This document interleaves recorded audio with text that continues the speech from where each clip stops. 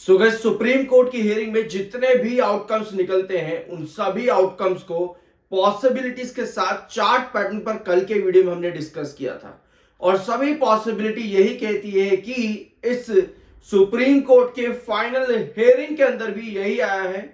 एक बड़ा सवाल कि भैया एजीआर का आखिर हुआ क्या, उस पैसे का क्या हुआ, उस अमाउंट का क्या हुआ जो डॉट ने एक्स्ट्रा एड ऑन किया है।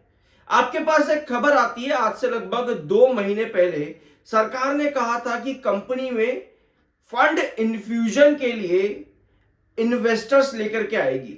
सरकार ने एक रिपोर्ट आई थी मार्केट में जहां पर सरकार कहती है कि सरकार वोडाफोन आइडिया में इन्वेस्टर्स लेकर के आएगी, जहां पर 12 से 13% स्टेक जो है वोडाफोन आइडिया प्रमोटर होल्डिंग में से डाइल्यूट किया जाएगा towards that fund raising, towards that strategic investor जो कि वोडाफोन आइडिया की फाइनेंशियल हेल्थ को उठाने में मदद करेंगे।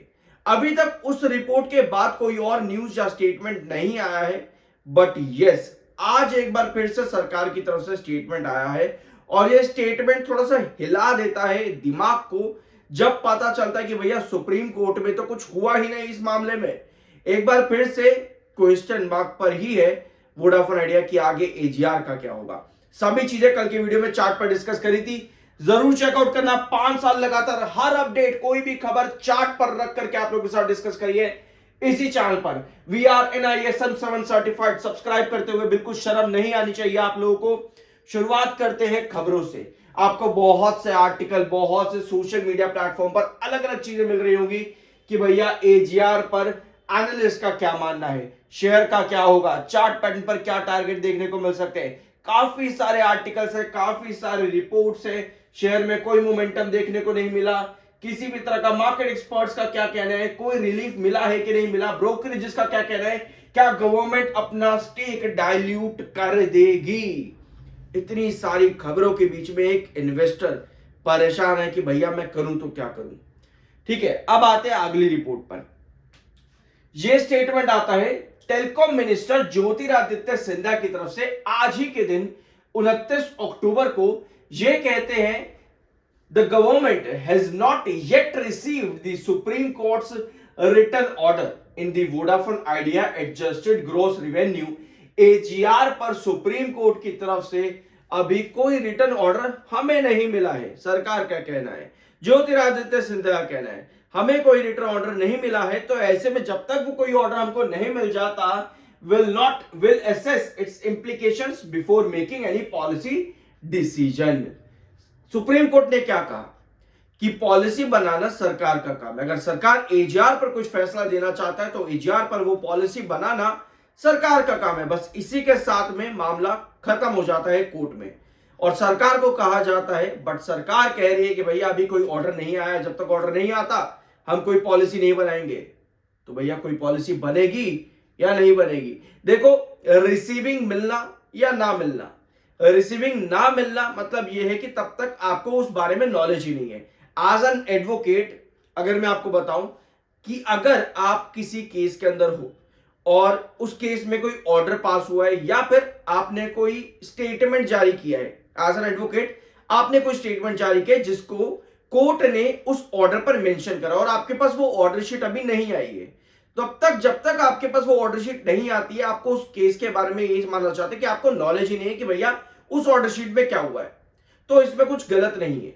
तो सरकार ये कह रही है कि भैया जब तक हमको ऑर्डर नहीं मिल जाता, ऑर्डर शीट हमारे पास नहीं आ जाती, तब तक हम कोई पॉलिसी नहीं बनाएंगे। अगर आप आई गेस ये पॉइंट आप समझ चुके होंगे, मैं ज्यादा इस पर कहना नहीं चाहूंगा, समझ गए होंगे। बहुत कॉमन सेंस वाली बात है, इसमें कोई ज्यादा बड़ा रॉकेट साइंस नहीं है। एमके ग्लोबल का कहना है, एमके ग्लोबल फाइनेंशियल का कहना है कि वोडाफोन आइडिया को अब सेल कर देना चाहिए। 6 रुपए का टारगेट देखने को मिल सकता है। अदर मार्केट एक्सपर्ट्स जैसे कि मोतीलाल ओसवाल, उनके टारगेट 10 रुपए तक पहुंच चुके हैं। यहां पर 10 रुपीज के आसपास का टारगेट है मोतीलाल ओसवाल के अकॉर्डिंग, और अभी भी अच्छी खासी रेटिंग ही देखने को मिल रही है वोडाफोन आइडिया में। ठीक है, तो मार्केट एक्सपर्ट्स बुलिश भी हैं, बेयरिश भी हैं, नेगेटिव भी हैं। हर तरह के पर्सन होते हैं, हर तरह का ओपिनियन होता है मार्केट के अंदर। हो सकता है आपका अपना ओपिनियन हो और मेरा अपना ओपिनियन हो, यह मार्केट एक्सपर्ट्स का ओपिनियन फिलहाल अभी दिख रहा है। अब इन्वेस्टर सेंटीमेंट क्या कहते हैं?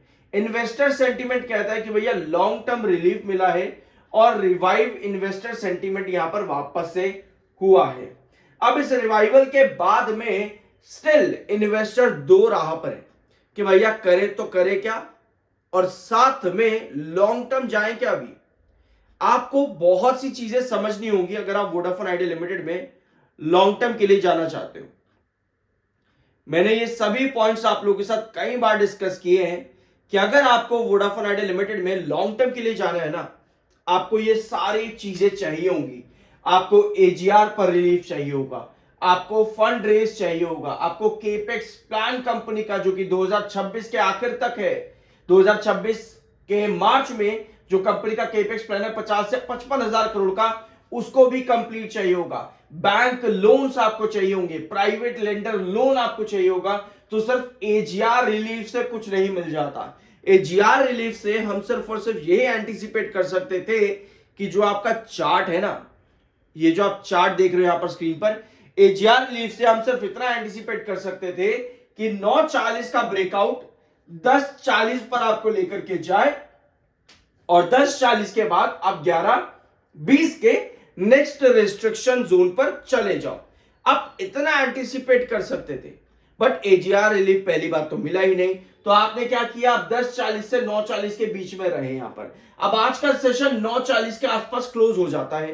नीचे की टेल लंबी दिख रही है जो कि बायर को इंडिकेट कर रही है। अब हमें यह देखना है कि अगर सरकार यही कह रही है कि भैया हमारे पास तो कोई ऑर्डर मिला ही नहीं है, तो ऐसे में ये नेगेटिव पॉइंट अगर मार्केट में क्रिएट हो जाता है वोडाफोन आइडिया के अगेंस्ट में, तो उस कंडीशन पर आप वापस से ड्रॉप करते हो 8.80 से लेकर के 8.40 की रेंज के बीच में।